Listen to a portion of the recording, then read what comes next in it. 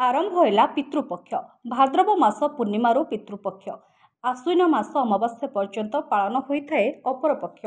15 दिन पर्यंत पितृपक्ष को संतुष्ट करने प्रयास करा जायଥାଏ। विश्वास रही समय समस्त पितृपुरुष श्राद्ध पिंडदान को अपेक्षा करिथांती। एणु श्रद्धार सह यह समय रीतिनीति अनुसार करा जायଥାଏ श्राद्ध।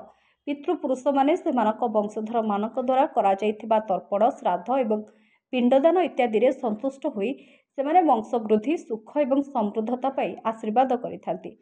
भाद्रव मास पूर्णिमारू पितृपक्ष। आश्विन मास अमावास्या पर्यंत पालन हेब अपरपक्ष।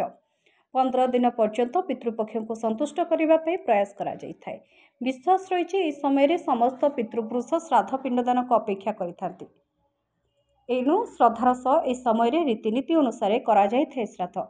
पितृपुरुष माने सेमानक वंशधर मानक द्वारा करा जायथिबा तर्पण श्राद्ध एवं पिंडदान इत्यादि संतुष्ट होई सेमाने वंशवृद्धि सुख एवं समृद्धता पाई आशीर्वाद करिथांती। एही अपर पक्ष बा पितृपक्ष समय अनेक नियम निष्ठा रही। पितृपक्ष समय क्षीर हेबा संपूर्ण निषिद्ध रहितबा बेले एही समय नख मध्य कटाजिबा बारण रही। एपरिक अपर पागरे अर्थात बाहर भोजन करने संपूर्ण निषिद्ध अटे। सेपरि तिल तर्पण श्राद्ध और पिंडदान करने समय संपूर्ण शुद्धपूत भाव रहिबार विधि मध्य रही। श्रीक्षेत्र में बहु पुरातन समय तीर्थ पुष्करिणी पितृपक्ष समय श्राद्ध तर्पण और पिंडदान करने शुभ बोली विवेचना कराए। भुवनेश्वर बिंदुसागर समेत अन्य तीर्थ पुष्करिणी पिंडदान करेंगे श्रद्धालु। Bureau report, public media.